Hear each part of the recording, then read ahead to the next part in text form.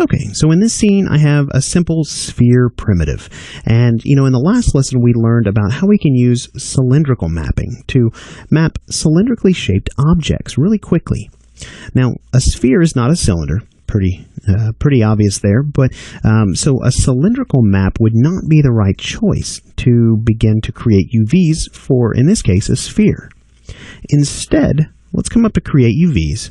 And let's go ahead and come down to spherical mapping. You can see that we have something for spherically shaped objects.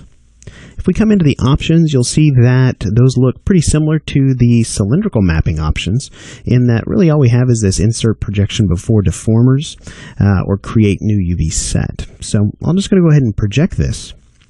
And what you'll see here is we now have a UV layout and we have a texture that's showing up, but we also have a projection manipulator that's in there too. Now that may be a little hard to see because it's the exact same size as the sphere itself. So if you can orbit around that and see this little blue cube in the center of the manipulator, we want to go ahead and grab that because that will scale up the manipulator if we click on it and drag. Fantastic. So in looking at this manipulator, you can see, yes, it is fairly spherical shaped, or fairly spherically shaped, but it isn't a complete sphere.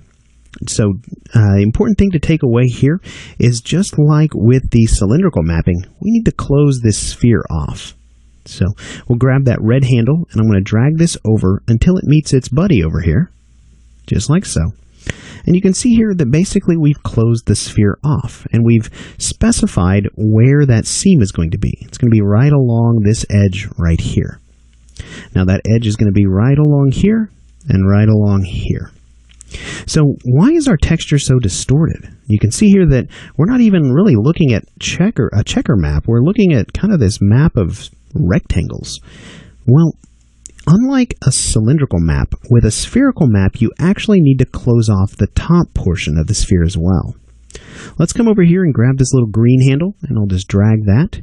And you can see here how the UV shell is starting to scale down into the 0 to 1 space like it should be. So if we go ahead and close that off completely, you'll see here that, well, our texture looks a little bit better. We still have some issues, and we'll address those here in just a moment. But I want to go ahead and point out to you that we also have the little red T that we've seen in previous lessons. In its current state, it's right down here at the bottom, but we can still click on this guy. And if we do, we can get to this particular version of the manipulator here, where we can begin to pull the texture, kind of like so, or rather pull the UVs. We can come in here and click on this little ring, and we can begin to rotate those. You can see how the UV layout is changing based on how I'm adjusting this projection manipulator.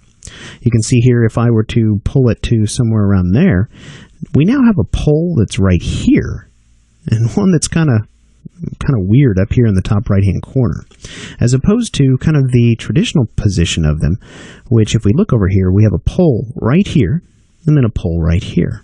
So we have complete control over that. Now in this case, we have a little bit of an issue in the fact that we have some stretching that's happening in the texture here on the sides of the sphere. However, if we get up kind of to right about in this area, we're looking at fairly close to squares. They are a little pinched because they're headed towards this pole. So in this particular case, what we could do to fix this is, if we come over here into our UV texture editor, we can go ahead and grab our scale tool. And we can begin to scale this guy. We'll go ahead and just scale him down sort of like that. And I'm looking here now at the texture on the sides of the sphere. I'm going to scale that down until I feel like those are pretty much squares. Fantastic. This row right here does look like a square. So now in this case, we have a little bit of distortion here close to the pole up at the top. And then we have some distortion down here near the bottom, close to the pole.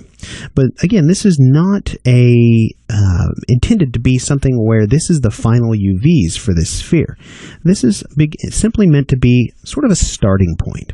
Ultimately, we would want to try and resolve this issue of distortion near the poles, and there's a few different ways we could go about doing that. But we'll get into that a little bit later in this course.